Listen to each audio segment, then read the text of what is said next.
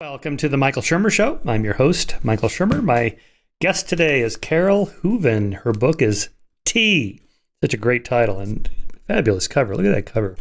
The Story of Testosterone, the Hormone That Dominates and Divides Us.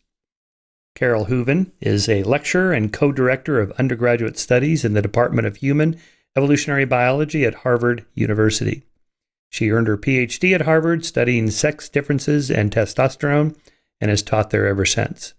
Hooven has received numerous teaching awards, and her popular Hormones and Behavior class was named one of the Harvard Crimson's top 10 tried and true classes.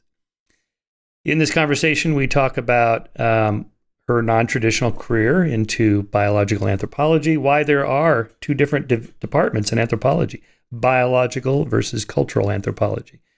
And that is reflective of the extent to which people think that human behavior is largely culturally determined versus largely biologically determined. Clearly, neither extreme is correct, but we explore some of that. Chemistry, biology, and neurobiology of T, testosterone and other related hormones like steroids, human growth hormones, and the effects on, say, athletes trying to enhance their performance or just in people in general.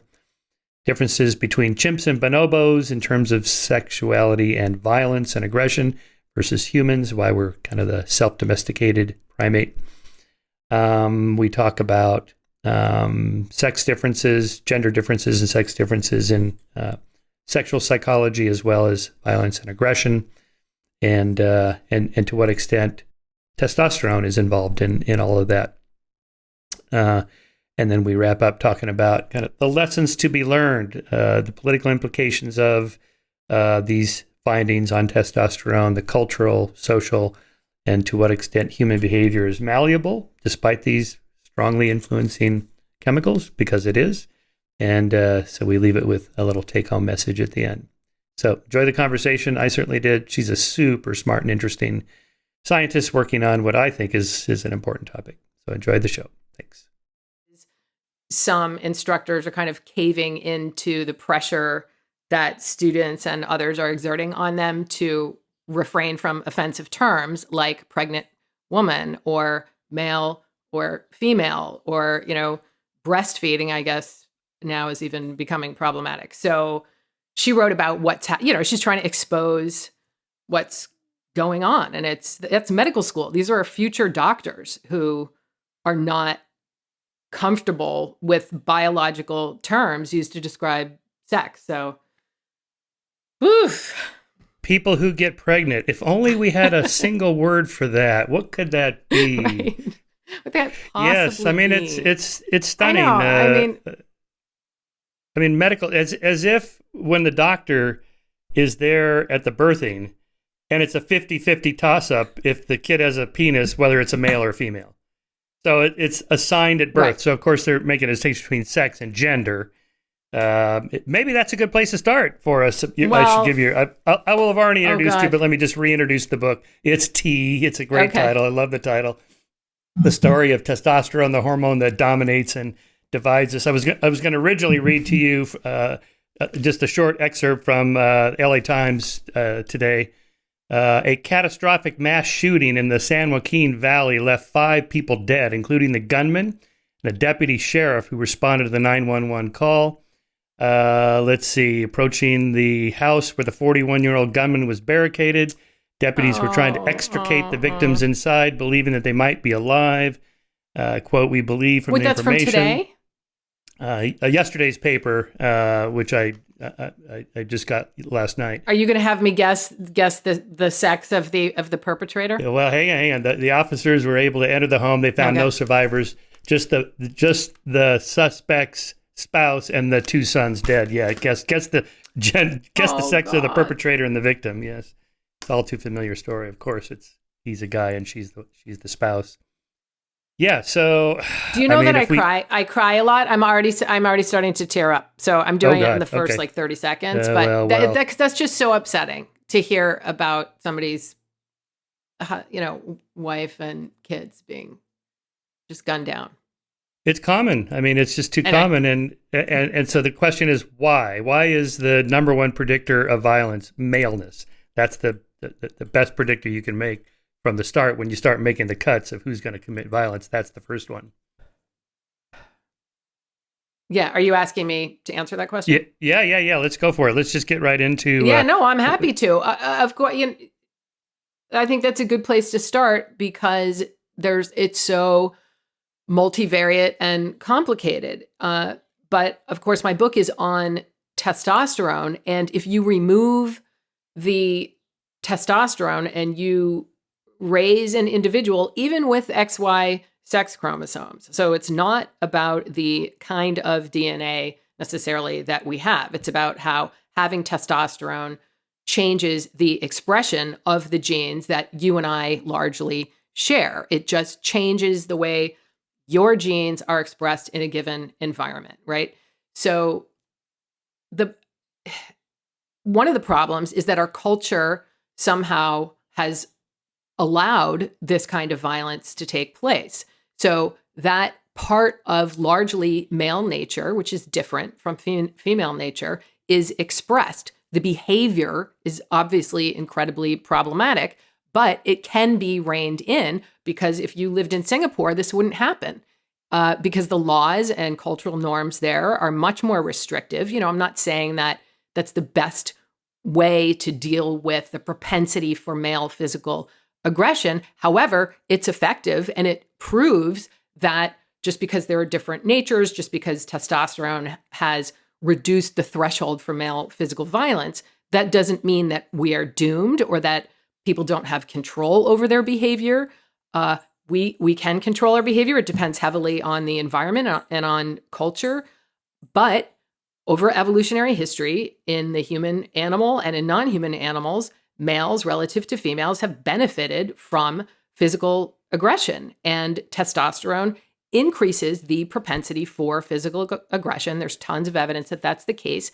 And this is a reproductive strategy. So testosterone is obviously also shaping all kinds of reproductive traits like the male genitalia, sperm production, larger body size, muscle mass. Why give an animal a larger body size and a huge amount of muscle relative to fat if you don't also have a way to coordinate his behavior with those physical traits? And we do have a way, and that's testosterone. Estrogen does similar things in females, but we're using different strategies. We need more fat and less muscle, and we need to be a little safer and more cautious. Not totally safe and cautious and not completely distinct from men, but different on average. And since we're getting into this podcast right now, I just don't want to have to say on average like 50,000 times. But, everybody should keep in mind that when it comes to complex behavior, there is overlap between the sexes of varying degrees, depending on the culture, depending on the species, depending on the environment, the age, etc. So let's just remember that what we're trying to explain is not any individual behavior. Like, I do not know why this particular man did this horrendous act, but I do know that male animals, including humans, are much more likely to behave in ways that put themselves and others at physical risk. And we see that playing out in humans in every pocket of the globe. Yeah, I was looking for that. You have the overlapping bell curves. That's just such a powerful image to keep in mind when you talk about, say, just something non-controversial like height. Some women are taller than most men. Some men are shorter than most women. But overall, men are on average. So the two overlapping bell curves have different means. And that can apply to everything, rates of violence or interest in pornography or, interest in STEM fields versus people fields or, whatever. Of course, you open with that story about Larry Summers and Jamie Damore and all that, how quickly it becomes politicized. But before we get into all that, just give us a quick lesson. So because you mentioned it, can I just interrupt you about the means? Yeah, go for it. Because you said there's there are we can have overlapping, say for height, but slightly different means, right? But they can overlap significantly. But since you mentioned Larry Summers, what he was talking about specifically is situations where potentially the means, say for some cognitive ability, like abstract reasoning, which there may be actually a difference, but let's just pretend that there isn't. So you have males and females scoring hitting basically the same average on all these different kinds of tests of abstract reasoning on average. However, you have a flatter male distribution curve so that you have more males relative to females at the very high end and more males relative to females at the very low end. So more geniuses, and I'll just say idiots in this case, but that's not, it just really means low. It's all right. Say IQ or something like that. So that you have a difference in representation of the sexes at the, extreme ends. But for the most part, for most of us, there's just no difference on average if the means are the same. So you can have these distribution curves where there is a difference in the mean, and but generally there is also always a difference in the width of that mean or in the size of the distribution in that bell curve. And that's just with men almost always for every trait having. Yeah, that's right. broader well, it applies to almost every trait. Yeah.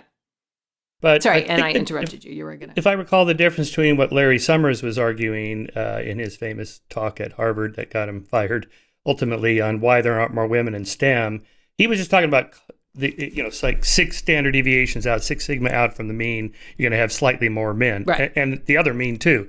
But what Jamie Damore, I think, was talking about, if I recall, was more of vocational interests of who wants to go into computer programming as a profession, and that men gravitate more toward those, such that by, say, between 8th grade, when you take your first vocational interest test in middle school, to when you graduate from college and you decide to go out and get a job, there are those interest differences, regardless of cognitive abilities. Women can program just as well as men, I suppose. I don't know much about that, but who's interested in becoming a programmer versus a medical doctor or whatever. Right. And that's a very robust finding, that there are strong differences in career preferences and just interests in general, with men relative to women being more interested in working with things than people, and the reverse for women. And of course, those preferences can cause differences or contribute to differences in abilities, because you have more experience in one area or the other that you might be developing, from early in your development. So there we have potentially interesting gene culture interactions that can shape ability and performance on tests. So we definitely can't rule that out. But these preferences are very clear and well replicated, and do seem to be affected by, in particular, the level of exposure to testosterone in utero that shapes the brain in ways that tend to promote masculine behavior, which is typically behavior that ancestrally has contributed to male but not female reproductive success. So how would a little molecule end up pushing people toward one profession or another? It's just a tiny little molecule. What exactly does it do? Give us the chemistry of that. Yeah, so it's an interesting molecule, partly because it's a steroid, and steroid hormones, steroid chemicals, have the property of being lipophilic, which means that they can cross cell membranes freely. They don't have to be actively transported across cell membranes, and they're not restricted to acting in our bodies or on cells to the surface of the membrane. So they can get freely cross the blood-brain barrier, and they can act in the periphery or outside of the central nervous system to do things like early in development in utero to develop the male reproductive system, to maintain that system in adulthood, to increase, to coordinate the transition from juvenility to adult sexual viability. In other words, going from a boy to a man, and you went through that, and all of the changes that you experienced in your body and in your behavior, which were probably pretty intense and overwhelming at times. So testosterone can do that, because since it is able to get into cells, it can go right into the nucleus and act on, again, it can act on controlling gene transcription on thousands and thousands of genes. So it can control the production of different kinds of proteins and different kinds of cells, enabling the coordination of these physical characteristics with also changes in the brain that allow the animal to take advantage of those physical characteristics. And protein hormones like insulin can't do that. They have to act at the cell surface. They have shorter actions temporally. They're more time limited and are not quite able to coordinate these large systems in this prolonged way that steroid hormones like estrogen, progesterone, or testosterone can do. So it's an extremely powerful hormone that can coordinate the body and behavior in service of reproduction, ultimately converting energy, which is what we're all trying to do, is convert energy as efficiently as possible into offspring. So, like, for instance, testosterone will take more of that energy in men and convert it into muscle because that facilitates male-male competition for mates. And in females, estrogen is going to convert more of that energy into fat because that is what promotes female reproductive success, because we grow the offspring in our own bodies and feed them with our own bodies. So we need fat reservoirs. But the increased muscle is just an obvious cue that male-male competition facilitates or has, in humans in our ancestral environment, competition for mates, which, increases male reproductive success more than it does female. Yeah. Yeah. So when, Sorry, that was just a long answer. a point of clarification. So when people take testosterone or bodybuilders take steroids, these are related, but not exactly the same kind of thing that you would get, say, from a prescription, as a prescription drug. It depends on the drug, but they are generally strongly related and will feedback negatively at the hypothalamus and pituitary. So, because if the levels that are coming in from the outside are very high, that will shut down the signal from the brain to the testes, so that the testes will shrink and stop producing their own endogenous testosterone. And then you'll have a chemical in your body that is activating the androgen receptors. So anything that activates androgen receptors can be considered an androgen, but there are some androgens that can much more potently activate the ability of that receptor to up or down regulate genes, to act as a transcription factor than others. So testosterone and DHT, which is a derivative of testosterone, are the particularly potent. Some adrenal androgens are less potent, but they're all acting on the androgen receptor. And human growth hormone is slightly different still? Yes, that is a protein hormone that facilitates growth, and that's primarily prior to puberty. Growth hormone is what causes, say, the increase in height. And then for the most part, growth hormone is still active, but then when testosterone rises, then you have an acceleration of growth at that point. Yeah, I've read a lot about this with sports performance. And, when I was a cyclist, people would... Oh, right. Yeah, right. Taking growth hormone. So I wore I really don't know as much about that. The reason cyclists take human growth hormone is to lose weight. Apparently it makes you leaner, makes your muscles super lean. And weight is everything for climbing on a bike. But as a cyclist, you must have been interested in hemoglobin. Sorry, and testosterone really increases hemoglobin. Yes, the big game changer in the sport of any endurance sport was EPO, the introduction of erythropoietin from Amgen as a cancer treatment, or as a treatment for anemic patients who are going through cancer. Well, it wasn't long before athletes got onto this. You increase the amount of oxygen in going to your muscles by increasing the number of red blood cells, which you could do before that by blood packing. You could just take your own blood out and freeze it and put it back in. Or you can take the blood of a relative or something like that. Very risky. And I never did that because I thought, needles, what could go wrong? A lot. And a lot of people had a lot of problems back before EPO, which is much more efficient. But even there was a spike in cardiac arrests and strokes in young men in their early 20s who were professional athletes. They would die in their sleep because their blood was so thick. Because the idea was, well, if I'm normally a 42%, my hematocrit's 42% red blood cells. The rest is other stuff. And then 50% would be even better. And if 50% is great, then I'll go to 60%. There was a guy, Bjarne Riis, won the Tour de France in 1996, and his nickname was Mr. 60%. And that's pretty. I'm told by doctors that's very risky that you could stroke out. So that's really high. I don't know. Wow. Yeah, that's really high. But you see what. The other thing I always had a concern about was like taking testosterone or whatever is, do we really know the long-term consequences of dialing this one up and dialing that one down, and then I got to tweak this one, and there's just so many different things going on. I always worried that I'd screw up my system once I start taking stuff. So I just don't.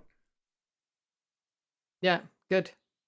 I mean, Right decision. but my question is, is there any research on like if you're too high in testosterone, you might have more cardiac arrests in men later in age, or do we know the long-term consequences of taking those kinds of hormones? Yeah, I don't know. I don't know as much about the supplementation angle.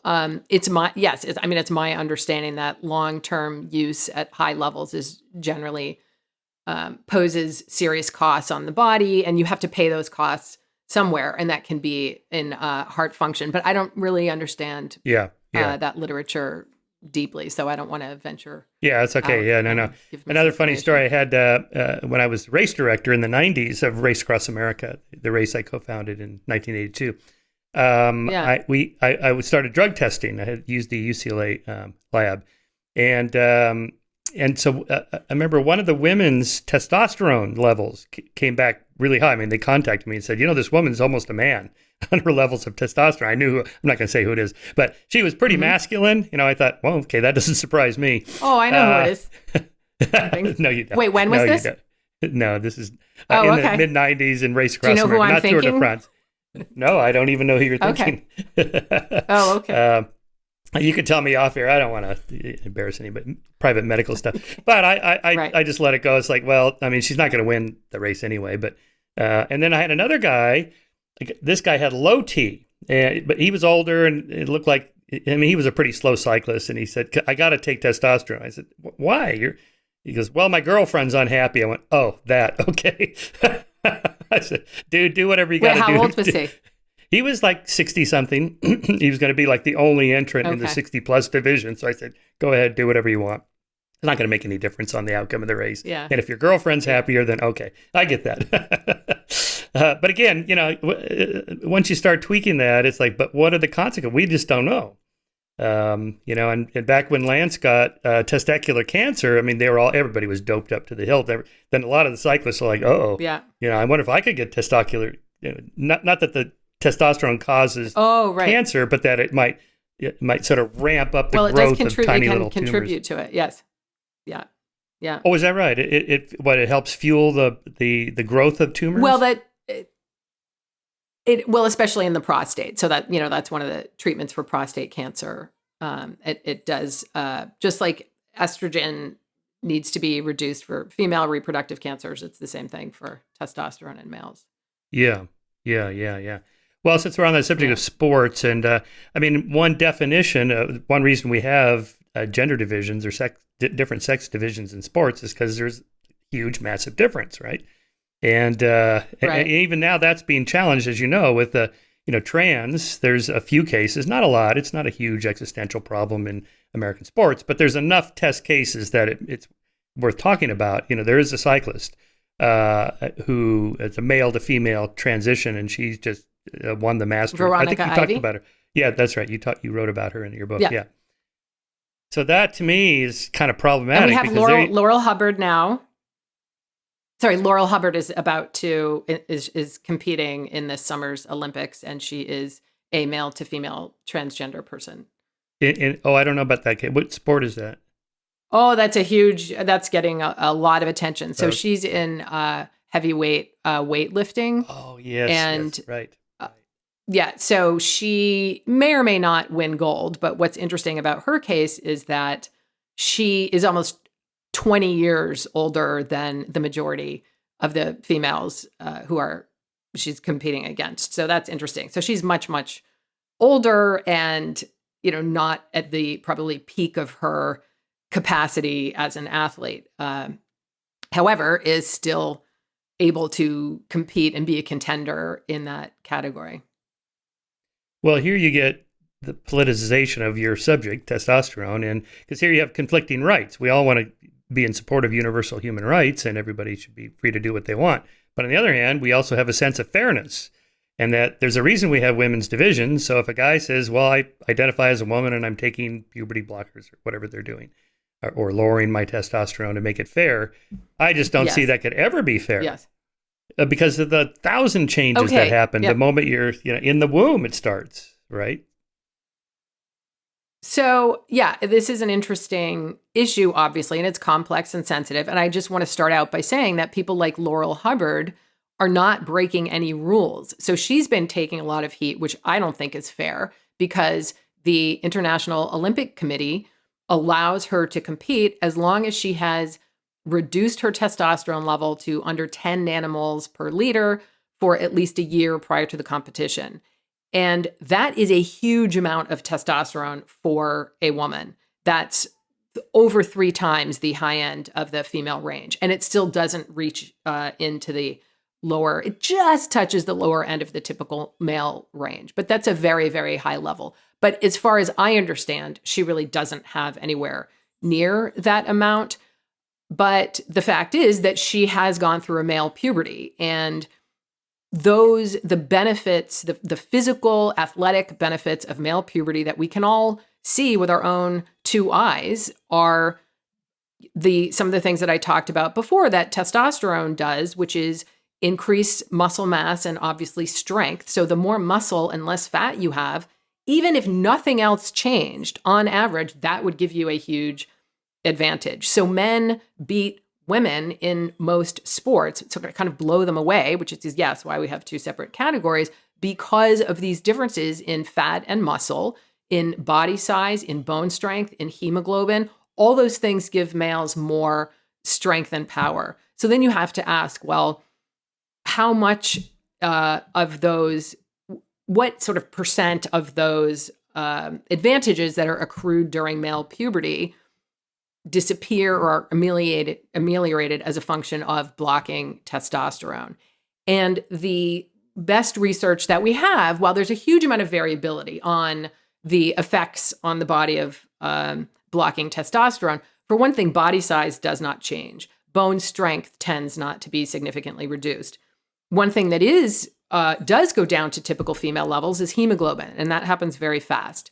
However, there is something like only a 5% after a year, a 5% reduction in muscle mass, which is minuscule compared to the typical advantage in muscle mass that male puberty brings, which is around 40% relative to women, and even more in the upper body. So apparently, and again, while we need more research and the effects are variable, there is a large amount of muscle mass and strength retained in trans women who block testosterone. So I don't really like to get involved in whether that's fair, because I do think this is an important ethical and human rights issue. And fairness to me involves also not just the science, but these ethical issues. You know, if my son were a trans girl, I have to imagine that I'd have strong opinions about this, you know, about wanting her to be able to participate in her sport that she loved. And so I really want to be open to hearing the best argument from, you know, both sides, or from all reasonable interested parties arguing in good faith. And that's not happening. And that's a problem. People are trying to use testosterone and argue about the science of testosterone and try to prove that testosterone isn't that important, doesn't confer these athletic advantages. And that's just bullshit, basically, because the science is very clear on this. People are getting very confused. They're mistrusting science. They're mistrusting, you know, universities, mainstream media, which is embracing the woke point of view on this.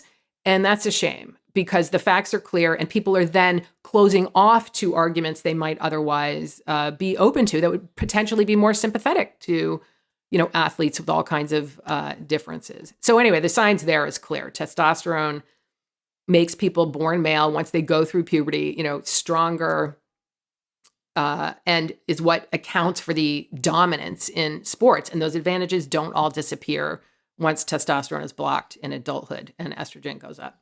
Here are the United States track and field records, children 8 years old and younger. So at the 100-meter mark, boys and girls differ 13.6 versus 14.1. So just, you know, like half a second. There's small differences prior to puberty. Small, yeah. But throwing males have a big advantage. Well, wait a minute. At the 1,500 meters, the boys' record is 5 minutes, 8 seconds. The girls' is 5 minutes, 32 seconds. So just picture the boy crosses the finish line and then count 1 1,000, 2 1,000, 3 1,000, 4 1,000. She's not even in the stadium yet. I mean, this is it's just a staggering difference. Wait, what age are you talking about? 8 years old, before puberty, right? Okay, I'm not sure what data you're looking at, because there's generally a very small advantage before puberty, but that really enlarges at around age 10 is when my understanding that starts. There's some advantage in some sports prior to that. Well, anyway, that was track and field. I mean, there's some, yeah. There's also some evidence that I think we have a little delay. It's all right. Yeah, go ahead. No, it's not relevant. I can talk about it later. It's fine. Okay. Well, I was just saying in the question of fairness, I mean, the idea of women's divisions and men's and women's divisions in sports it's entirely about fairness, because they put Serena Williams, the greatest tennis player of all time, against the 100th ranked man, and she's going to lose. She herself says, "I'll lose straight sets." So that's kind of a clear-cut case. So obviously it wouldn't be fair. Again, back to my Race Across America examples, I had two women in 1990, I think it was 3 and 4, Shauna Hogan and Muffy Ritz, who both were ahead of all the men.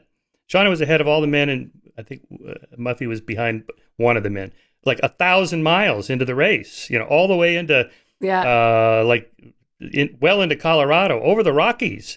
And so there was a lot of buzz like, oh, maybe we don't need a men's division, women's division for super long distance ultramarathon sports like cycling. But then after about the 2,000 mile mark, then things became pretty clear, and Shauna and Muffy were not beating the men. There were just ultimate strength differences. And I asked them directly, would you like to just compete against the men and have no women's division? They said, no. It's like, okay, I understand that. Yeah, but that's interesting, because there is some evidence that in those longer distance swimming and running, that the sex difference really shrinks there. And there is a possibility that opens up for some really talented women to beat men. But that's very rare. Yeah, I saw you did Joe Rogan's podcast. I think he used to make the point that the moment that some trans, male to female trans MMA fighter kills a woman in the ring dead, that'll put an end to this kind of talk about, it should be totally fair and okay, because, when lives are lost and then lawsuits are filed and, there's trouble like that it clarifies things socially, politically anyway. Right. I don't know if that's, I don't follow MMA, so I have no idea if that would ever even happen, but in any case, he talks about somebody having their skull crushed. Skull crushed, right. Yeah, right. Yeah, exactly. Yeah, right. Crazy. I liked your personal story at the beginning. You have a kind of a non-traditional career path, and I've had Richard Wrangham on the show, and I've written quite a bit about that same subject myself. So interesting, biological anthropology. The fact that it even has to be modified, and in the 90s, in Skeptic magazine, we kind of followed the anthropology wars, and there were universities that had two departments that didn't even talk to each other, the cultural anthropologist and the biological anthropologist. That's us. That was you guys are like that too? Yeah.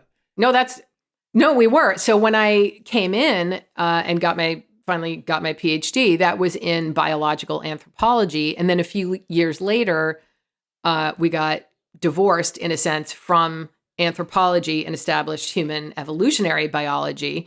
We were still, had all the same faculty, all the same approaches, but it was exactly as you say. And to some degree, it's too bad it still is that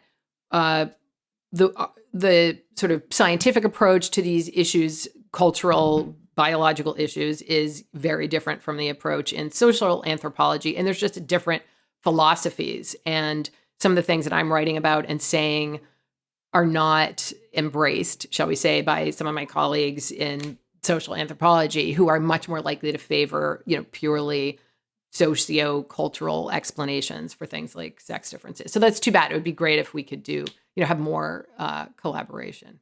Yeah, but it's part of this kind of blank slateism versus biological determinism. Yeah. Neither extreme of which is correct. Yes. But for that, exactly. The latter one, the former one, I call that cognitive creationism. That we accept evolution fully from the neck down, but the neck up, it's all culture. It's like, okay, how could this possibly be? So I didn't read Testosterone, Rex, or the other book you referenced. But let's just, for fun, steel man those arguments. What is their best argument for how male-female differences in anything are really primarily culture, socialization, upbringing, and so on.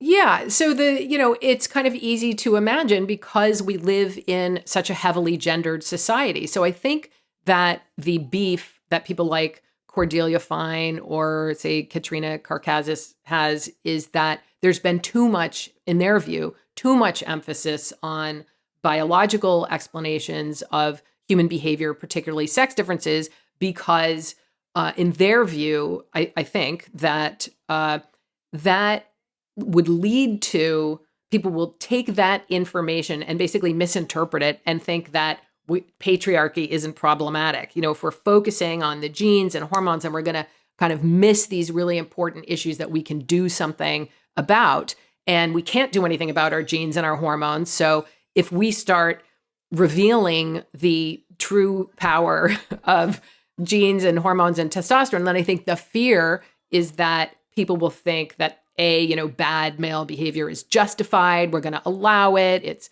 legitimized, and that there's nothing we can do to change it. And both of those conclusions are 100% wrong. And I try to describe the logic and the evidence about why that's the case in the book. And plus, who is served by misinformation and falsehoods in terms of improving our lives and trying to understand who we are and how we work. So the reason I wrote the book is because I just am such a huge fan of science. It changed my life profoundly. It's thrilling, it's satisfying, and it's empowering in that we can use that information to understand behavior. I want to understand male behavior, partly because it's interesting because I'm not a guy, but also because there's the extremes of male behavior are problematic, right? Some of them are awesome, and we should learn how to harness the more, positive pro-social aspects of masculinity. But to do that, we need to understand what's going on. So I think the best case argument would be that we live in a heavily gendered society, and we can't rule out. They wouldn't even put it that conservatively. They would say that, toxic masculinity is something that little boys learn, and that sex differences are basically caused by different expectations of male and female behavior, by sexism, by patriarchy. And all of that's true. The forces of culture on molding our behavior, whatever they are, those don't preclude a very strong genetic influence on our behavior. And of course, it is gene-environment interactions all the way down. Behavior is a product of gene-environment interactions in these very intense and complex ways. But we do see these same patterns in every culture and in a way that's consistent with non-human animals and in evolutionary logic. And in their writing, they just tend not to address that evidence or those arguments. So I find that problematic. And it seems disingenuous to me because it's not as though they're oblivious to that knowledge. There's a huge wealth of evidence that supports my arguments, I believe, and that genes and hormones are incredibly important. So yeah, I hope I've done their argument justice. Well, yeah, and I'm trying to picture. I have a 5-year-old son. I have a 29-year-old daughter. They're very different. When they were growing up, when my daughter was growing up, she was very different than my son is now at age 5. I can't imagine how I would teach my son, say, for example, be more manly, be more patriarchal, or and like just buying toys. Like yesterday we went to Target. He wanted the new Paw Patrol truck of some kind, the little green recycling truck. Yeah. Right. So in Target, it's a huge toy section. I mean, there's just row after row after row, and there's like the row of all the pink dolls and girl toys, and then there's the boys, and and he knows exactly where to go. And it's not like I'm guiding him, like, no, stay away from the girl toys, And once in a while, I'll push one toward him just for fun to see what happens. And he looks at me like I've lost my mind. Like, why would I want that pink doll? What? Yeah. and so I'm really just kind of following his lead. So it's not like I'm masculinize him in the patriarchy because I only buy him trucks and cars. That's what he wants, so that's what I buy him because that's what he wants. Okay, but I can play devil's advocate here. Okay, so good, yeah. He knows that those boy toys are for him. And it is true that boys face social repercussions that girls do not when they cross the gender line, right? They're not, it's weak to play with girls. It's after a certain age. It's weak to play with girls' toys. You're supposed to be a boy. After five, the lines are still pretty fluid. He could, maybe go either way. But there is social pressure, and he may see how you are in the world. He may see other males in the world. They're not wearing dresses. They're not wearing pink, etc. So he's already conditioned and knows where to go and knows how to be a boy.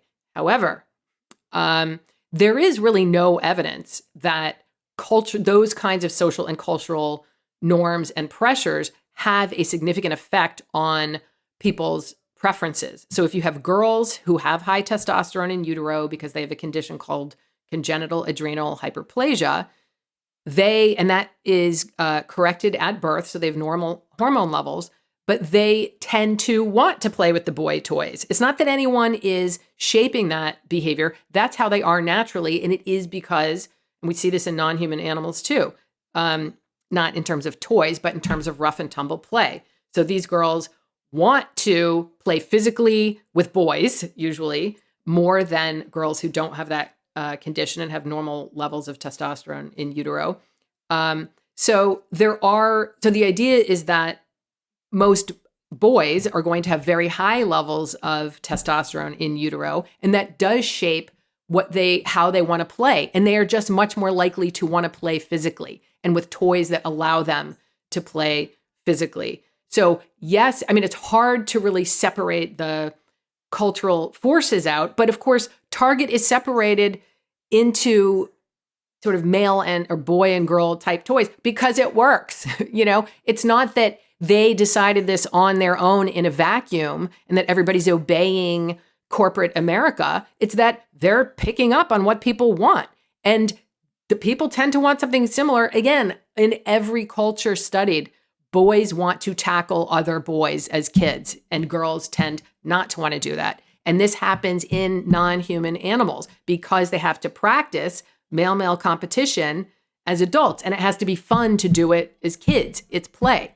So that is something that is upregulated by testosterone. So I think those toy preferences really are ultimately shaped by biological differences and definitely reinforced socially. But I don't think that you can change an individual's nature, whether they want to, work with people or things, for instance, or tackle other boys. That's something that's just going to come out regardless of what the parents want ultimately. Yeah. Yeah. And that kind of brings us back to Jamie Damore and his famous Google memo where, he was arguing basically, I don't think he was arguing for cognitive differences. It was just vocational interests and the kinds of things or people that women or men like to work with.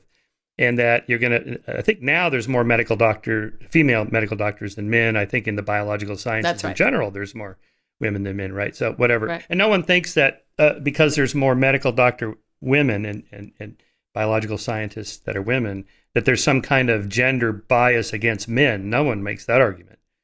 So we're kind of distorted in the other direction. Right. Double standard. And no one says, that, the most dangerous professions in the world, it's like 99% men are, lobster fishermen or coal miners or whatever. No one thinks, there's this discrimination against women. There's a glass ceiling that women are not allowed to go into the coal mines or something. There's no such thing. No one makes that argument. Right. But there's something about other things like corporate America, or how many senators and congressmen there are men and women, how many CEOs are female, and so on. There, we seem to be more focused on those. I wonder why is that? Because it has more status, say, than being a coal miner or a lobster fisherman. Yeah, why do we focus on the gender differences? I think because that's power. That's power. That's lawmaking. That's has a huge effect on people's lives, and people want to represent women's needs and women's goals and, fight for equality. And I think the way to do that is definitely to have more representation from women. But testosterone aside, women are the ones who have the babies and are shaped by sexual selection to have adaptations that increase their ability to care for those offspring. That, birth control is novel. It's a product of our new, modern environment. We are adapted to an environment where there was no birth control. And I'm 55. I would have had, 8 kids by now, right? And they might be having kids. And I would have been pregnant or breastfeeding for most of my reproductive career. Me having one kid and being able to travel all over the world and do whatever I wanted for a long time, not whatever I wanted, within reason, is only made possible by birth control. And that's just a novel circumstance. I think that's really important to remember how significant female reproduction and internal gestation and lactation is in human evolution and shaping us to have different predispositions for different kinds of behaviors and potentially ambitions. But apart from the ambitions, just the physical needs of caring for offspring, do pose a difficulty. We don't live in a country that has great support for women having kids. And when you look at countries that are more egalitarian, you tend not to see necessarily that there's greater representation of women in male typical professions, which is kind of interesting. You tend to see an exaggeration of the preferences that I've been talking about because there's more economic support largely for women. People dispute that, but I think that's an interesting finding. Well, no, that's true. My wife's from Germany. Germany has a pretty liberal, very, very solid support system for women. I think it's like 6 months of paid maternity leave, something like that, even for men. And the men can take some places have more. Off. Yeah, no, it's incredible. Yeah. So I do think that's a good move. I do understand why feminists, say in the 60s and 70s, pushed back against just having babies. That's not what we're designed for. We can also have careers and be successful in corporate America and so on. All that's good, but then conservatives kind of countered that. Well, what if I want to be a full-time mom? What's wrong with that? And so then you end up with this. Well, what's more important, being a mom or being the CEO of a Fortune 500 company? Well, why can't you do both? Well, you can't do both. Right. I mean, the reason I never wanted to be like a CEO, or in my profession as an academic, I never wanted to be a dean or a provost or a president because that's like a real job. I mean, they wear suit and ties. They come in and they're there all day, and they don't take summers off. It's like, who would want that? The whole point of going into academia is to have all the free time, right? So, and I could see when I even in college, I could see how many hours professional doctors and lawyers and corporate people worked. And it's like, I don't want to work 80 hours a week or 60 hours a week. No, that's or whatever. serious. Yeah. Yeah, and so I don't see how you could do that and be successful and have children. It's even tough for me. I have one kid and I have a great husband who's very supportive and helpful, but I feel totally stretched and dissatisfied with the amount of time I get to spend with him. And it's just a constant sort of anxiety for me. How am I going to make this work? And I just end up working much harder than I want to and many more hours than I want to. And it's hard when you're a mom and you want to spend more time with your family, but you also have a job that maybe, I find it really interesting, but just doing both and giving everything I have to both is exhausting. It's not easy to, quote, have it all. Yeah, that's right. Yeah. And but I have all the support in the world, and only one kid. So. Right. Yeah. Yeah. All right. Let's talk about what it's like to be a man. Well, you can do the counterfactual experiment where you give a woman who's transitioning some testosterone. I'm going to read the opening passage here of your chapter 9, Tea and Transition. So this is the National Public Radio's This American Life devoted an entire episode to testosterone. In one segment, the producer interviewed Griffin Hansberry, a female to male FTM transgender man. Here is a little of what he had to say about how it felt when his newly elevated levels of testosterone started to kick in early in his hormonal transition. Now, I'm not sure how old he was here, but in any case, he says, quote, I remember walking up Fifth Avenue and there was a woman walking in front of me and she was wearing this little skirt and this little top and I was looking at her ass and I kept saying to myself, don't look at it, don't look at it. And I kept looking at it and I walked past her and this voice in my head kept saying, turn around to look at her breast, turn around, turn around, turn around. And my feminist female background kept saying, don't you dare, you pig, don't turn around. And I fought myself for a whole block and then I turned around to check her out. And before it was cool. What I would do a poetry reading. I would get up and I would read these poems about women on the street. And I was a butch dyke. And that was very cutting edge. And that was very sexy and raw. And now I'm just a jerk. It was like being in a pornographic movie house in my mind. And I couldn't turn it off. I could not turn it off. Everything I looked at, everything I touched turned to sex. Anyway, so I was out on a bike ride the other day with one of my buddies, and I was telling him about that passage. We were laughing hysterically. And he says, do you think women know that this is actually the way we are? I don't know. Yeah, I am trying to spread the word a little bit about that. And I love that passage for so many reasons.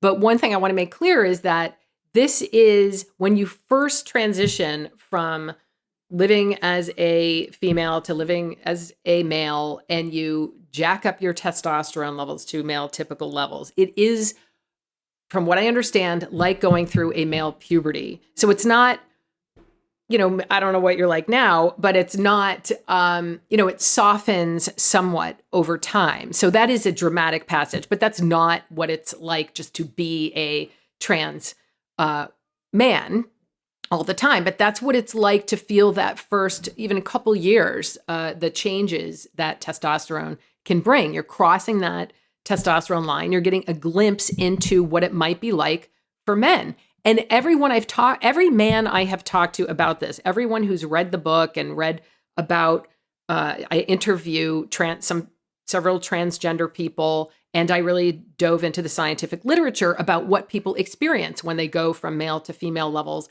or female to male levels. And one person went from female to male back to female. And I also interviewed a non-binary person who's on puberty blockers.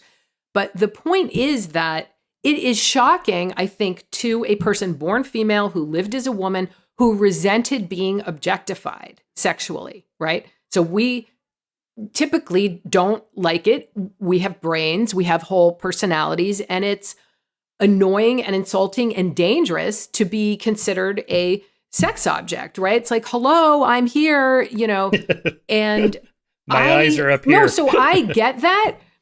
Right. Yeah. And my brain is up here and I'm thinking things and I'd like you to listen to what I'm saying. And it is very difficult, I think, for most women. And I'm starting to get it. I think I have been starting to get it. It's difficult for women to put themselves in a man's shoes and have any degree of compassion, even for what it might feel like and the struggles that men do, in fact, face, especially young ones. They don't love, from what I understand, this super strong drive that they have.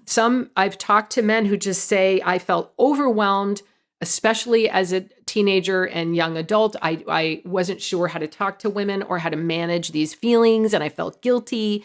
And I think that's fascinating. It doesn't legitimize the behavior to know that there's a biological component to it. I think there's the nature, there's the urges, and then there's how you act on them. And I think the more we understand about that nature and how it's different from what we experience sexually, I don't think it's really the same kind of drive, but it seems to be a product of testosterone and the transgender experience. For the most part, again, there's huge variability, but it makes that clear that it can sort of induce this kind of first of all, a much stronger sex drive than most women have experienced, a sort of need that most women haven't experienced. I'm not saying women don't get super horny. They do, and they have very strong sex drives too. But it seems to be a very different quality. And my feeling now is we really need to understand those challenges and drives that men are facing, because it's the controlling of the behavior, obviously, that's problematic. But if we just shame men for, that guy just said, that trans man, Griffin Hansberry, said, I'm just a jerk now. And I'm even getting emotional about that. I feel, because that's really sad to me that men, just feeling what they're feeling. Of course, he turned around and maybe that was a jerky thing to do. But what are you supposed to do? Of course, you're not supposed to do anything insulting or demeaning or physically dangerous. That's obvious. But I think there are more subtleties and nuances here that need to be understood. and understanding that does really just seem to go up with testosterone, I think that's profound. And then if you go the other way and you reduce your testosterone, you go to female levels, men, or I should say trans women, report feeling a sense of freedom and a sense of being in touch with their emotions and having whole body orgasms that last longer and having more emotional intimacy. So, there's these differences. These changes happen before the physical changes, and they seem to be fairly consistent in the literature. So I think this is very powerful, fascinating information. Well, the reason I wanted to read that passage and just riff on it for a moment is that is what it's like to be a man. I mean, you can't feel that unless you take the testosterone and go, oh, so this is, I remember, I know Andrew Sullivan, it's like, I remember when he wrote that article for, I think it was the New Yorker, I started taking testosterone. Oh my God, I'm so horny. Oh my God, I just can't believe that. How I feel so competitive. I want to go out and work out or do, some competition. That's what it's like to be a guy. I mean, I'm 66. I'm quite sure my T levels are probably lower than they used to be.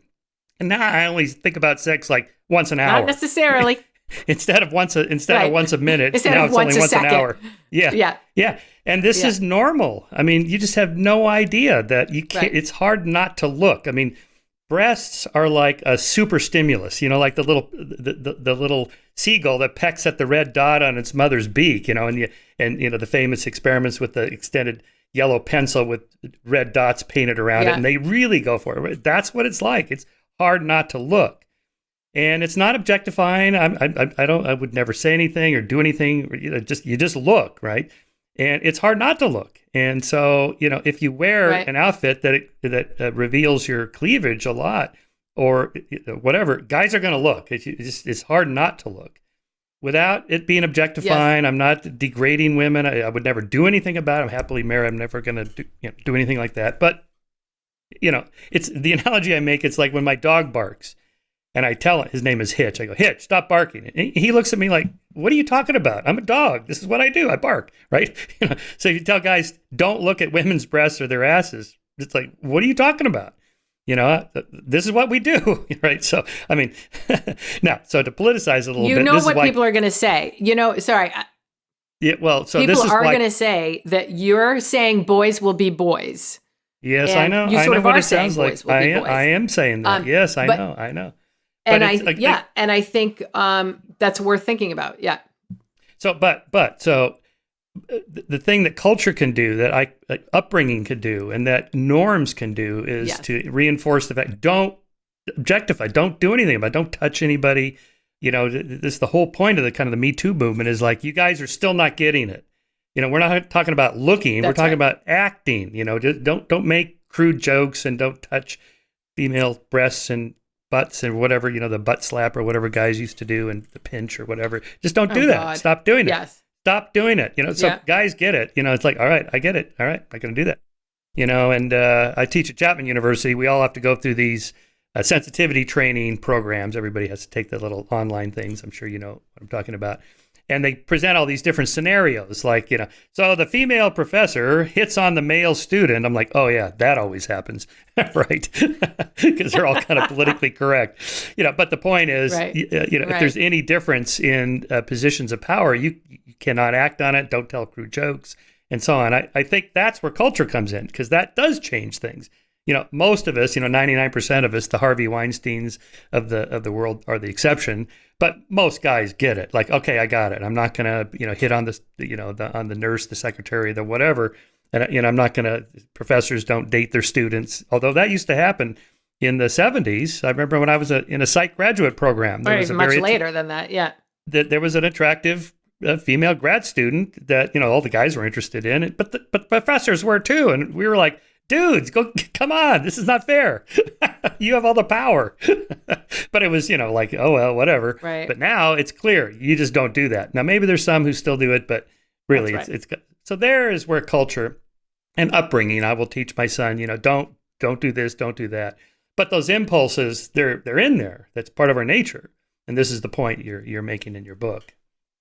Yeah, and I just think that also that acknowledging that nature, accepting that nature, not shaming men for having that nature, because I think once shaming comes into it, and even the term toxic masculinity, I think is problematic for this reason, because it seems, yes, there are aspects of masculinity that are highly problematic, obviously, but I think that is once you shame somebody, you sort of shut them down, and it tends to alienate people and make them angry because they can't do anything about what they're feeling inside. So I think if we can kind of liberate that, not liberate the action, but be able liberate, certain negative behaviors, obviously, but to really destigmatize some of these differences and be able to talk about them in a way that you just did. You just said, yeah, that's right. That's how I am. It's true. I want to look at people's breasts.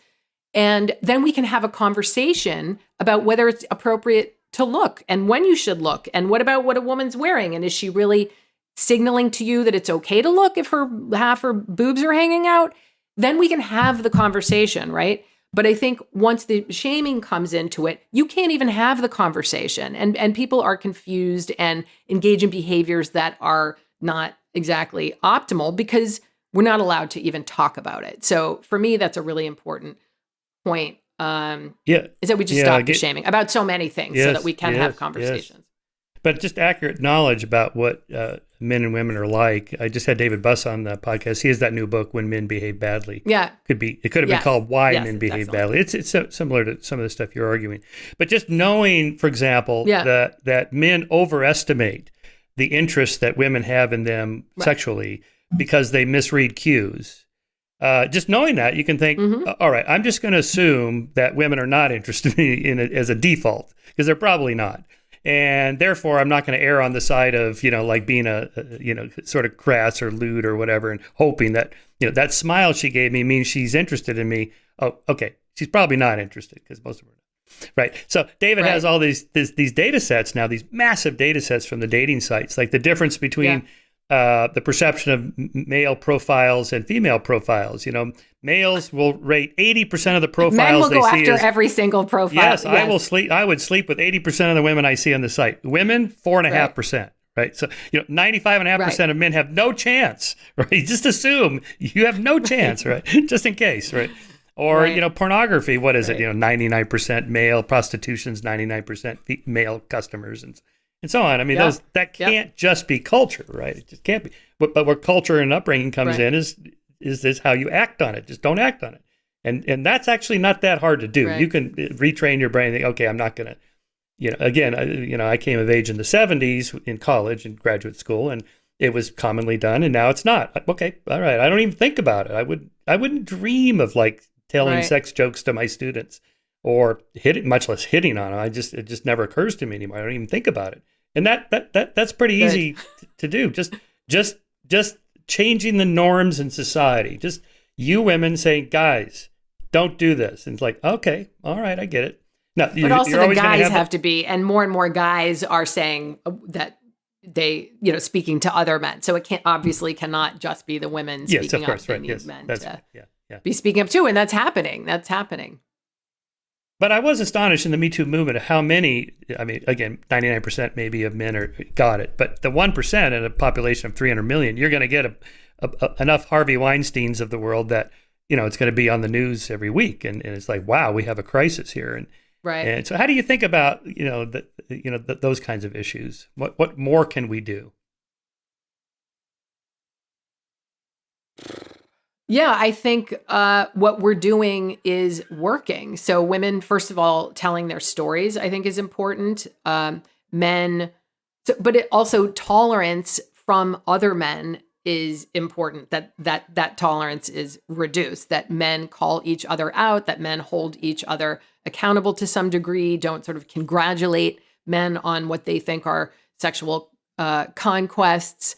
And women also kind of, what has happened is women started speaking to each other. I think social media had a huge influence on facilitating this movement. Women talking to each other about what kinds of men to avoid, and just heightened awareness has been incredibly important. But I guess I'll stop there. I don't have any magic answer there. I think we have to look around also at other cultures where we don't, maybe these types of problems aren't as intense, and see what they're doing there. But obviously there's still so many cultures around the world where even extreme sexual violence is basically permitted, and ownership basically of males over female sexuality and intense mate guarding is so common in so many cultures. So we have a long way to go here, of course, but we are doing pretty well relative to some other cultures around the world where I think a lot of us need to focus our energies also, where women are in real danger of very serious sexual assault and don't have freedom, let alone sexual freedom. Yeah, well, that's the point of the work of Ayaan Hirsi Ali is, that women are still treated as just property, and that has to change. Property. But she gets pushed back because she's critical of Islam. She's called, Islamophobe, even though she was a Muslim. And again, we have to be able to get past that and talk about those cultural differences because they're real. Right. I don't know if you know Michelle Gelfin's research on tight and loose cultures. Here, I was just thinking about this because I think European cultures tend to be tighter. That is, people are more likely to follow the new norms as they change. Whereas Americans, we tend to be pretty loose, independent. I'm going to do whatever I want. Kind of, we've seen this in the vaccine hesitancy. Keep your government hands out of my body, kind of thing, right? Whereas, say, tighter cultures like I guess Japan versus Italy and Germany versus United States, we tend to be more independent. So those kinds of cultural changes we're talking about may take longer in these looser cultures and or clannish or male-dominated patriarchal societies like in some of these Muslim countries that Ayaan talks about. Yeah, and again, I just had one final little funny story about changing your behavior control. Here, in my book, The Science of Good and Evil, I wrote about city slickers. I don't know if you ever saw the Billy Crystal movie, City Slickers, about the three guys out on a... I don't think I did see it. I know about it, yeah. The Montana cattle drive. Daniel Stern and Bruno Kirby played the other two guys. And so Crystal's character, Mitch, for example, explains to Phil and Ed that women need a reason to have sex. Men just need a place. and then oh, is that from that movie? Okay, yeah, right. That's from that movie, yeah. And so Mitch has been happily and faithfully married to his wife Barbara for many years. By contrast, Phil has been in a miserable marriage to his boss's daughter and just got busted by his wife for having an affair with a young checkout clerk. Ed is the consummate playboy bachelor who recently, although somewhat reluctantly, tied the knot with his latest flame. As is often the case among men, the talk turns to sex and infidelity. Ed wants to know if Mitch would cheat on Barbara if he wouldn't get caught. Mitch reminds him that this just happened to Phil, so, apparently he will get caught. So Ed offers this scenario. A spaceship lands and the most beautiful woman you ever saw gets out, and all she wants to do is have sex, the best sex in the universe with you, and the second it's over, she flies away for eternity. No one would ever know. You're telling me you wouldn't do it? And Mitch says, no, because what you're describing actually happened to my cousin Ronald, and his wife found out about it at the beauty parlor. They know everything there. Look, what I'm saying is that it wouldn't make it all right if Barbara didn't know, because I would know and I wouldn't like myself. That's all. And so anyway, then one last passage, then I'm going to throw it back to you with the Coolidge principle. So Ed persists in pushing Mitch with a cereal analogy, explaining that he has been selecting from a Kellogg's variety pack all his life, but now he has to eat the same cereal every day. And then you wake up one morning and you're just not hungry anymore. The problem, Ed confesses, is that his wife, Kim, wants to start a family, which means to Ed that he'll never have sex with another woman. Poor Phil, whose life appears rather dismal at the moment, can't understand why being married to this gorgeous 24-year-old underwear model who thinks the sun rises and sets in your pants is not enough. And then Ed retorts, you don't understand. I don't want to screw around on Kim. And then Phil admonishes them, so don't. In other words, just say, no, I'm not going to do that anymore, even though that's what I want or whatever. So you talked about the Coolidge principle, whether Calvin Coolidge and his wife ever said what they said, probably not, but it gets to this issue. Yeah, so you're talking about the Coolidge effect, and I was talking to somebody the other day, and they asked me to describe the anecdote, and I did a terrible job. So I can just read that little passage. Yeah, read it. From the book, and because this introduces what the Coolidge effect is, and the Coolidge effect is a way of understanding that sex differences and the preference for sexual variety, ultimately. Okay. Let me tell you a story that every student of endocrinology hears sooner or later. Alas, it probably isn't even true, but as I'll explain, it's retold for a good reason. In the 1920s, U.S. President Calvin Coolidge and his wife were taken on separate tours of an experimental government farm. When Mrs. Coolidge visited the poultry area, she noted that the cockerel was mating frequently, and she asked the poultry hand how many times a day this occurred. His answer was dozens of times. "Tell Mr. Coolidge," she replied. When his wife's message was conveyed to him, the president asked, "Was it the same hen each time?" "No," said the poultry hand. "It was a different hen each time." To which the president replied, "Tell that to Mrs. Coolidge." So that is the supposedly the origin story of this effect called the Coolidge effect that's been demonstrated in a bunch of different animals, including humans to a certain extent. It's a little harder to measure in humans, but it is the idea that a animal that is apparently sexually exhausted that has been, so we'll just take rats for an example, because this is where this research was pioneered and it's very clear. If a male rat, in order for the male rat, when rats have sex, they copulate several times. So they have several bouts of intercourse with the male ejaculating several times. This can be, like 5 or 6 times or something. And then generally he's done, right? So she's probably pregnant and she's not going to get any more pregnancies out of it if she keeps mating with him. But you might think, well, he'll just like sex, so why doesn't he keep going, right? But he doesn't, and you can kind of take her away and then put her back near him, and he has no interest. He doesn't pursue her. He doesn't get an erection.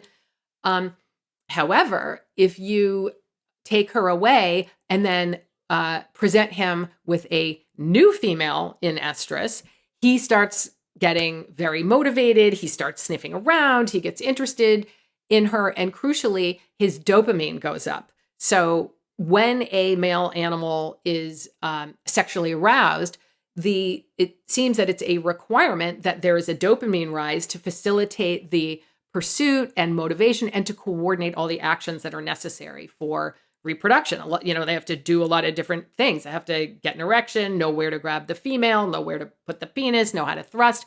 All of this stuff has to be coordinated. So the motivation is coordinated with the physical actions, and dopamine seems to really help out. And recent exposure to testosterone has sort of wired the brain to facilitate this dopamine response. So that's one of the ways that testosterone actually shapes sexual behavior and increases male motivation. So when this novel female is presented, whereas the dopamine was not rising before and there was no sexual behavior, no evidence of motivation and pursuit, when you have the novel female, you get this dopamine increase and you see the male pursuing the female. He's able to mate with her and ejaculate several times.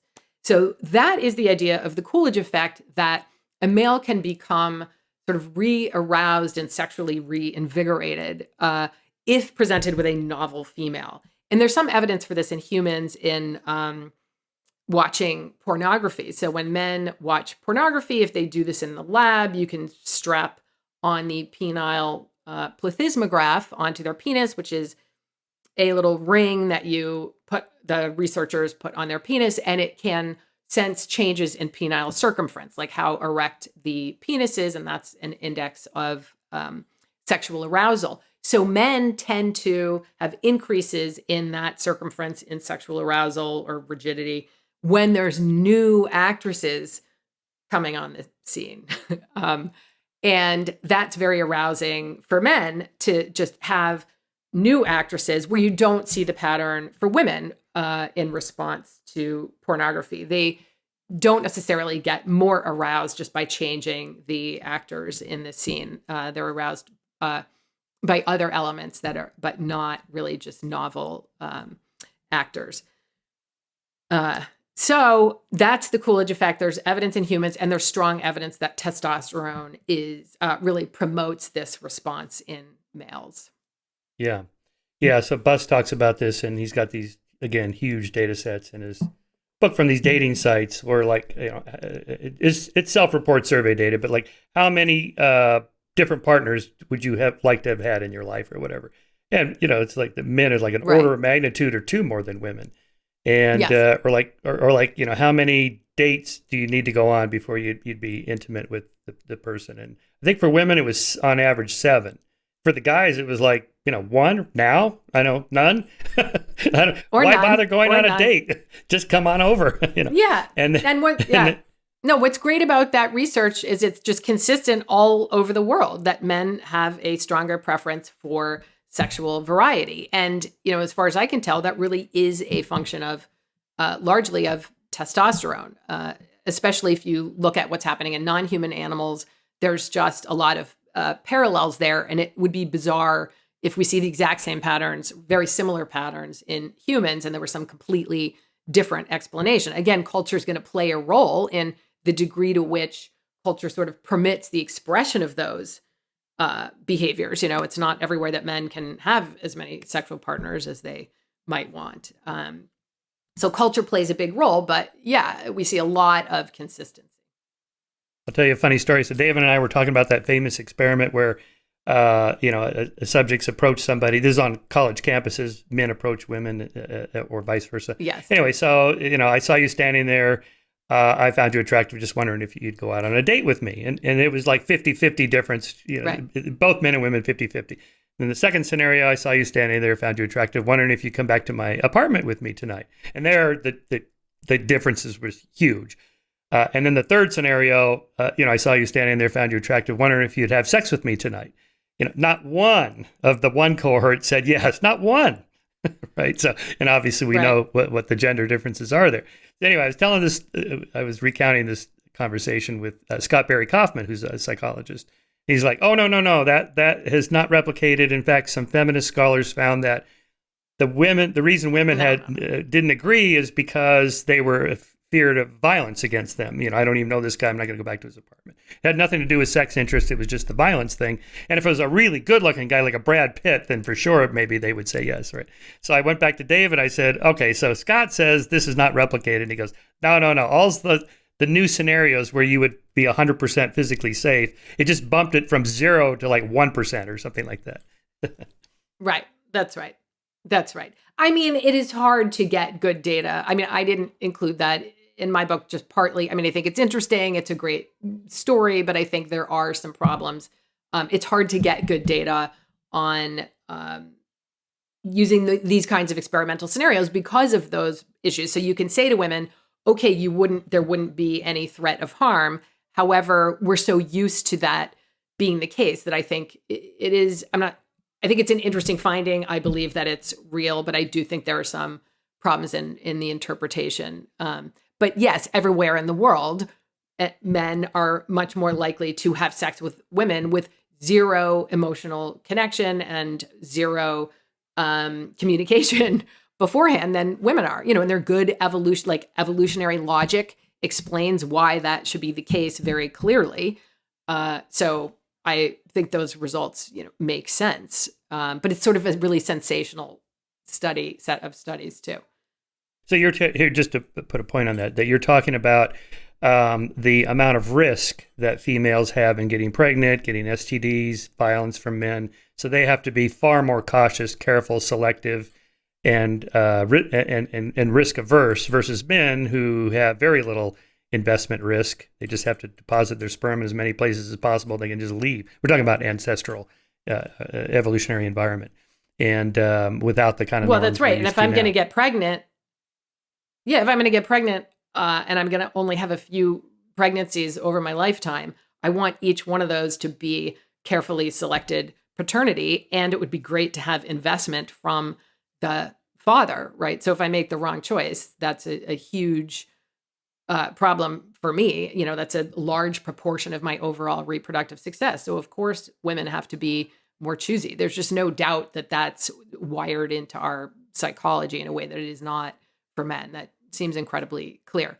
But people think that kind of reasoning means that women shouldn't have free sexual choice or don't have, sexual choice. And in some instances, we don't have choice because males are controlling female sexuality. But overall, the evidence is just very, very clear that we're much more choosy and cautious, and there are good reasons from evolutionary reasons. I think it was David, it might have been one of my other podcast guests who was telling me about there's these seduction sites online where they use these findings from evolutionary psychologists. Like if a woman needs to go out on 7 dates with you before she'll sleep with you, take her to 7 different locations on the first date, and you'll trick her into thinking she knows you better.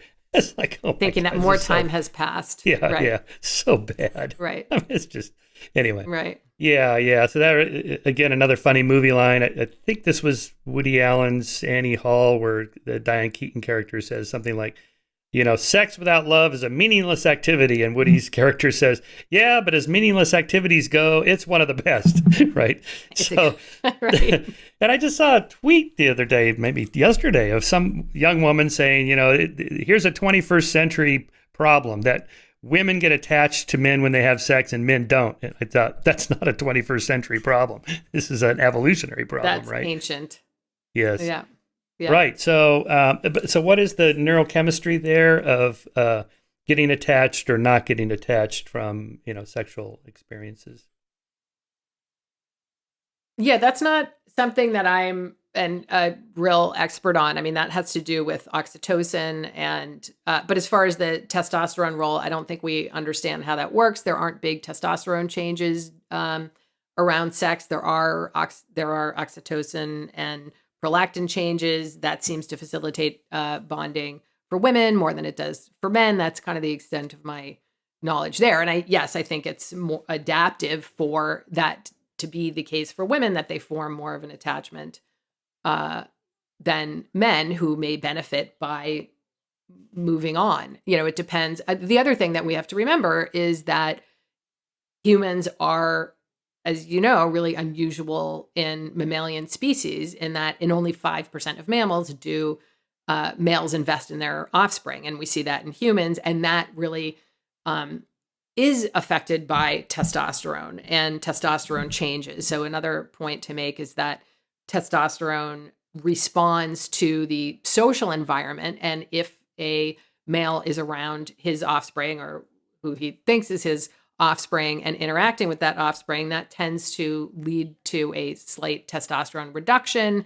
And the idea is that can facilitate his bonding with his partner and bonding with his offspring to continue to provide paternal investment in terms of resources or protection. And that is unusual. And that's one aspect, not talking about necessarily bonding right around sex, but long-term bonding in humans, really is facilitated by that reduction in testosterone. And that's what we see also in like birds, where male providers, when there's 2 parents are required to ensure the survival of chicks, males work really hard at the nest, and their testosterone is definitely suppressed when they're engaged in that work and interacting with their offspring. And if you raise their testosterone at that point, when they're supposed to be tending to their chicks, their kids will die because they will be off looking for more sex and competing with other males and being aggressive. So, and that's birds, that's not humans, but it's fairly consistent with what we see in humans and some primates who maybe do not invest in their offspring. But the idea that testosterone rises to facilitate male-male competition and is suppressed when males have a need reproductively to provide for their offspring and bond with their partners. Yeah, here I do think, again, that knowledge is power. If you just know, for example, if I was going to do a PSA for men or give a little talk to my male students, again, just knowing that there's this huge difference in misreading cues. And so I might say to the guys, look, just because a female student smiles at you, don't assume she wants to have sex with you. And, if you're thinking about having sex with somebody or you're getting close to being intimate, just know that she's going to take this as that she's going to be bonded with you more likely than you are. So don't do it if that's not what you want. If you don't want that, an actual relationship, then don't do it. And I think just knowing that is helpful for self-control. But some women do like to have a fling. Well, yes, of course. Women like flings too. So yes, of course, right. We're talking about on average differences. Yes, I'll never forget that. No, and I think that's the important point. The night No, in Rio. I think that's an important point. No, and what I do try to do in the book is help women and men understand that the opposite sex is probably not feeling what you're feeling, that you're bringing different predispositions to perceptions and relationships, and that the more we are aware of, on average, what the other sex's expectations or experiences might be, the better we will be able to negotiate those relationships, and the more sensitive we're going to be and respectful, hopefully, we will be to each other in navigating those. So I think that's really important. And I like what you're saying about how you want to, teach your students or raise your son, that, yeah, you shouldn't presume that what you're feeling is the same. And it seems like this is so obvious, right? But it's not. People make mistakes. There's a lot of mistakes made. And I think that's important that we have those conversations. Absolutely. I lost my train of thought there. Oh yeah. Again, differences between what men like to look at and what women like to look at. Just knowing, okay, there are differences. Then, okay, I'm not going to assume she's feeling the same way as I'm feeling. I think that's part of it. And sorry, I just want to throw in something about the book. Can I? Sorry, I just wanted to throw in something about the book, which is on testosterone, because the reason I wrote it on testosterone is because I think that sex differences in that hormone, exposure in utero, exposure in puberty, exposure in adulthood, and how it works, helps to explain the patterns that we're focused on, that we've been talking about. And what I wrote about is how it works in the body and why it works the way it does. And I think it sheds a very different and powerful kind of light on all of these kind of relationships and problems and miscommunications that we're talking about. So I just want to inject that back into the conversation. It should be required reading for both men and women. So, that's what they're like. Okay, I get it. That's helpful. Here, I'm thinking about political differences between liberals and conservatives. I'm not a conservative. I'm certainly not a Christian conservative because I'm an atheist. But I'll make the point. I'll steel man the conservative position. This is why modesty is a good thing. This is why having moral rules, being raised with a moral code, the kind of the Christian worldview is that we are by nature sinners. Now they just have this goofy theological thing about Adam and Eve in the garden and original sin and all that. Just set that aside. Their point is that there's these differences. There's kind of these human nature characteristics that this is the way men are. Therefore, men need rules. They need to belong to a religion. They need to have a code of values that they're raised with in a religious family where this comes from. And and so on. So I'll take somebody like Heather McDonald, who's conservative, but she's an atheist, right? So she had her on the podcast. So she's making the point about, this kind of so-called campus rape crisis and the Me Too movement and all this stuff. And she's saying, well, right. It used to be in the 50s and 60s and so on, the default position between men and women is that the woman's not going to have sex with you. Don't even think about it. Now, maybe she'll change her mind. You can charm her and so forth, but probably not. Just assume not, right? And that was kind of a cultural given. So her argument is that in the 60s and 70s, this changed such that, by the 90s and the 2000s, the default position was she's probably going to have sex with you. So just assume that. And then if the woman decides she doesn't want to have sex, she has to talk him out of it. Like, no, dude, I don't want to. Yes, you do. No, I don't. The answer is no. And he has a harder time. This is her argument about the cultural norm shifts from, say, 1950s to now or recently. Sorry, what is the question? There's no question. I'm just want your thoughts on. Okay. On that.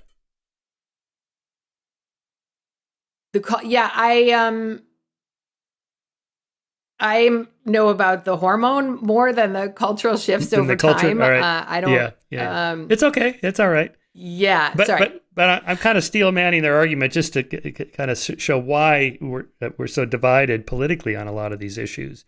And this is kind of the point that conservative Christians make. You liberals have gone down the wrong path of this kind of liberation because by nature, we're not programmed for that. We got to have these really tight rules and norms or else guys are going to get out of control. Yeah, no, I think the point about the importance of cultural norms is the main point, right? If we have certain natures, there's, and you have your genes that you're born with and your hormones. What we have is culture, right? That can alter or influence the expression of our nature. So what's interesting is to see how we have changed in different cultures over time, given the way that culture has changed. It's not, yes, our hormones are actually changing to some degree, but I don't think that explains, say, the reduction in sexual assault in some cultures. But like having monogamous marriage instead of polygamy turns out to be incredibly important for reducing sexual assault and male physical violence. And that has to do with, that has something to do with testosterone, because we know that men who are in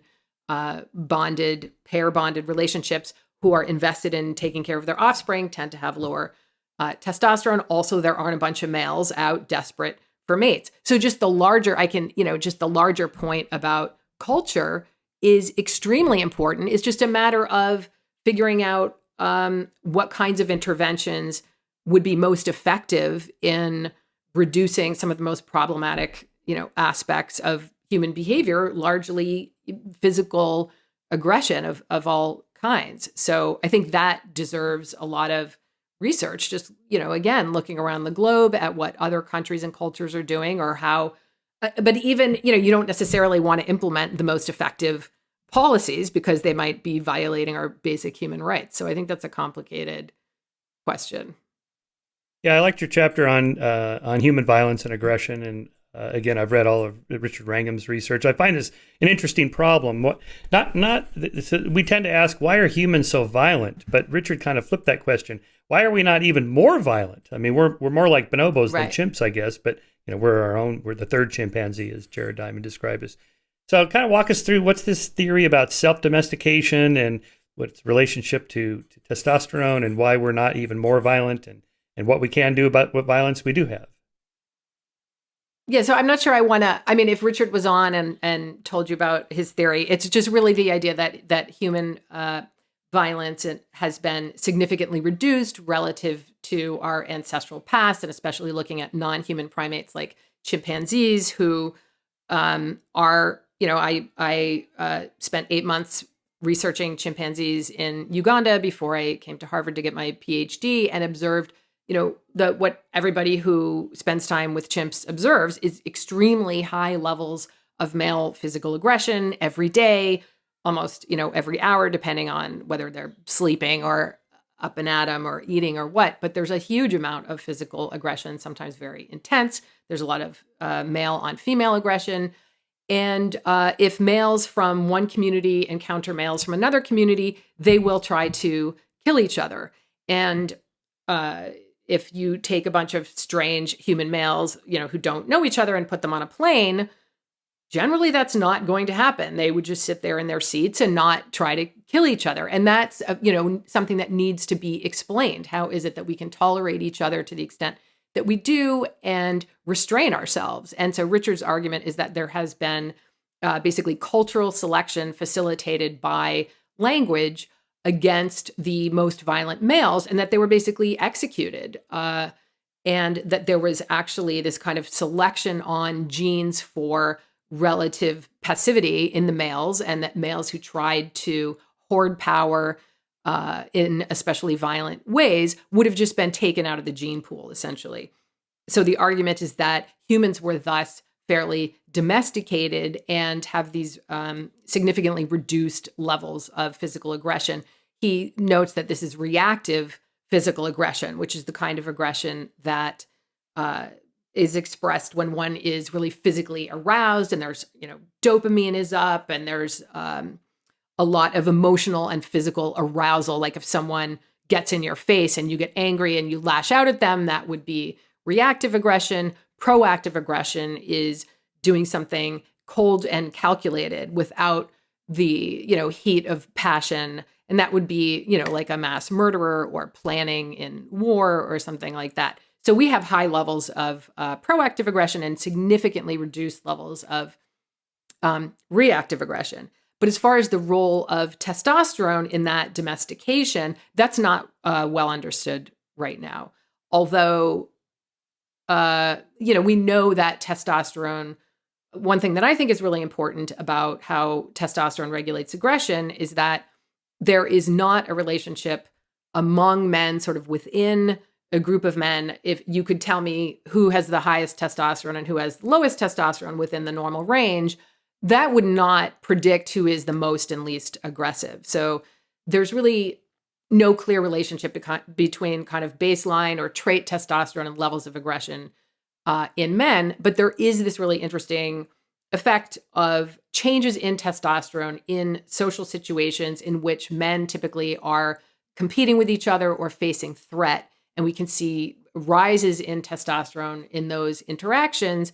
And then the outcome of the interaction is associated with changes in testosterone. So if you're competing with a guy physically, or maybe you're playing a chess game, or maybe you're having an argument, and there's status at stake on some level, it's there's a fairly robust finding that in many situations, the testosterone level of the winner will stay high, and the testosterone level of the loser of that conflict will be reduced. And that's really interesting because it seems to be a way for male animals to sort of gauge how they respond in future such interactions in ways that are adaptive. So if you're sort of a loser and you don't have what it takes behaviorally or physically to win, the next time you're going to respond with fear and anxiety, and a reduced testosterone will facilitate that. And women, by the way, have higher levels of those kind of vulnerable emotions and behaviors.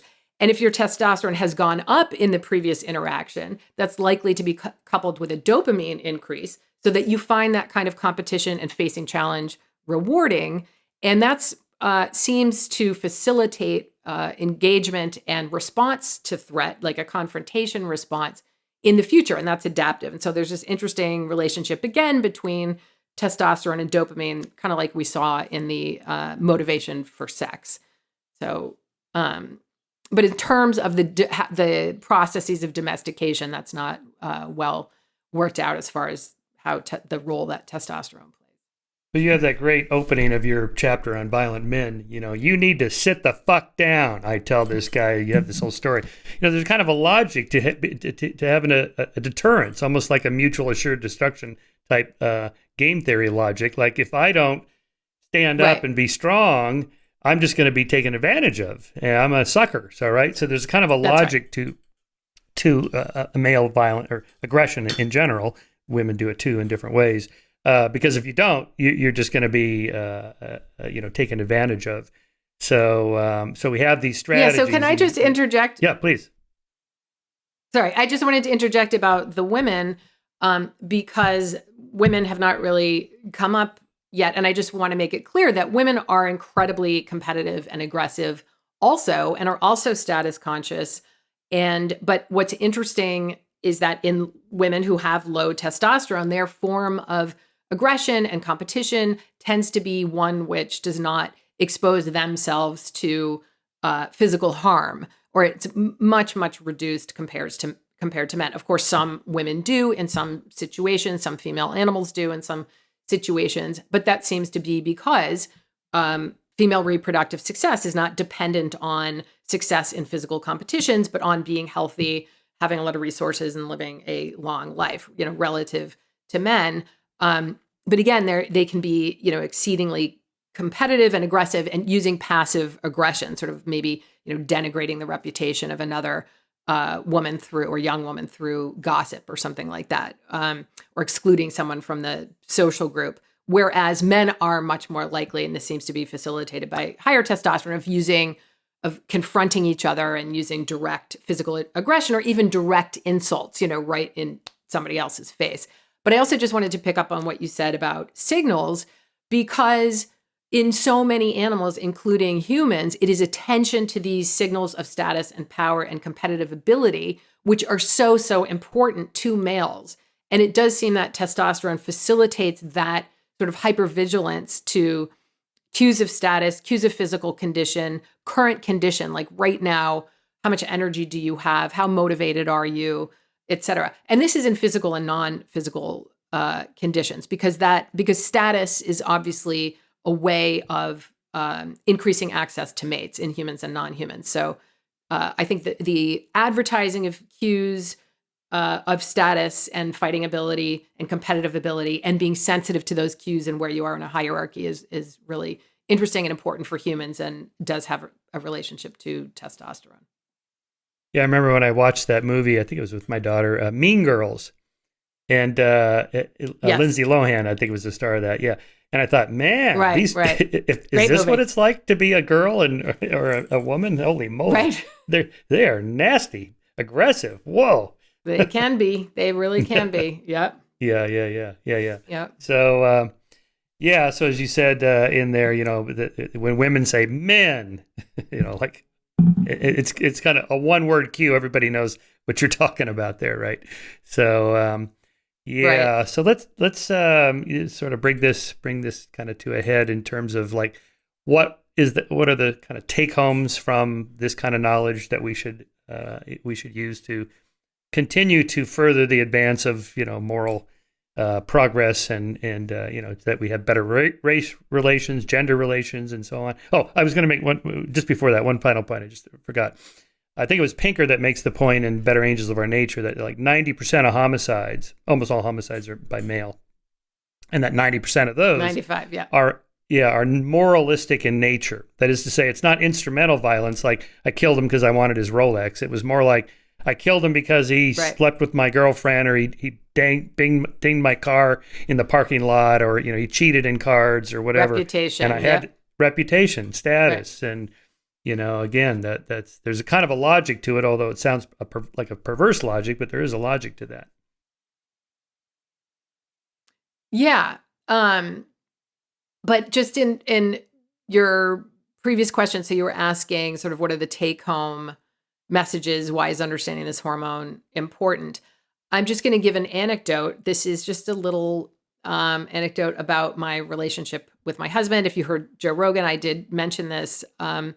And this was sort of a profound insight for me. I've been teaching at Harvard for 20 years. I've been researching and teaching about hormones for just as long. And so it was sort of surprising to me that this had never really occurred to me before I wrote this book. But I think it was the information about the changes that transgender people experience when they change their hormone levels. That to me was so convincing about the importance of our hormones and our behavior. But I already know that. That's what I teach. But this specific kind of information really got to me. And one of the things that people described was, again, these emotional changes. So we're not just different in terms of sex and aggression.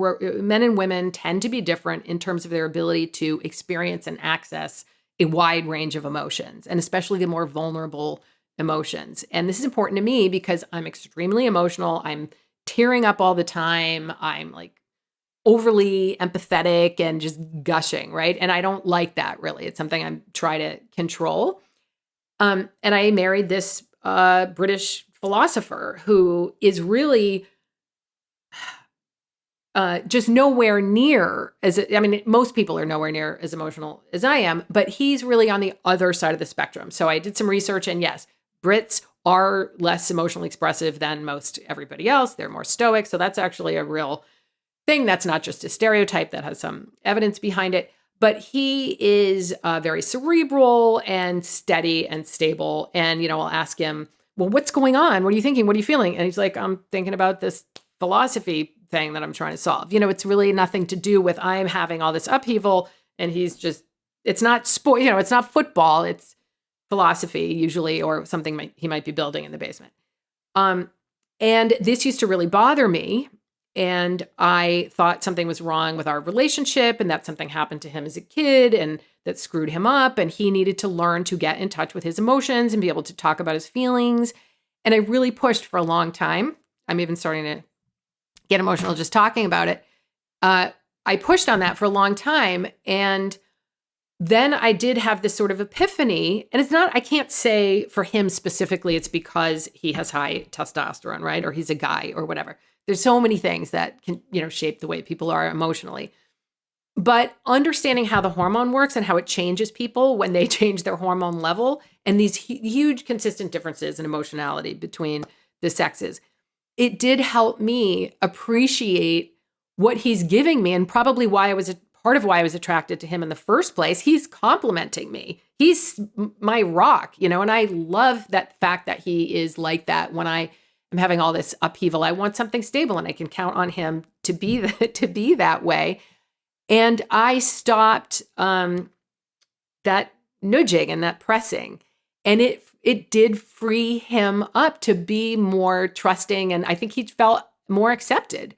And I think that things have really gotten better between us, I think, since I was the one who changed and stopped expecting him to be more like me emotionally. And part of the reason that I tell this story is because I think when we understand how we work, the forces that shape us, and hormones are so profoundly important. Anyone who has changed their hormones will tell you this. It changes almost everything. It changes who they feel they are and how they are in the world. Just having an explanation and knowing why the hormones do that from an evolutionary point of view helped me to just accept him for who he is. It helped our relationship. It helped my understanding of him, and it helps my understanding of men, and has just changed just a lot about my worldview. And so I guess I would just close on that, because that's the main lesson is people are different from you. What matters is behavior, but people are different in some systematic ways, for some consistent ways, with good reasons. And we can control our behavior. That's so important. But we do have different natures, right? And we want to understand those different natures to reduce some of the more problematic aspects of the expression of those natures. And not through shaming, but through education and research and discussion, and reading my book, obviously. And reading your book. Carole Hooven, that's a perfect place to end the conversation. Thank you for your work. Thanks for coming on the show to talk to us. What's next on your research or writing plate? Yeah, I'm just I'm exhausted by, the writing and then teaching through COVID. And what's next is I hope a little more family time. Okay. That sounds good to me. But thank you so much for having me.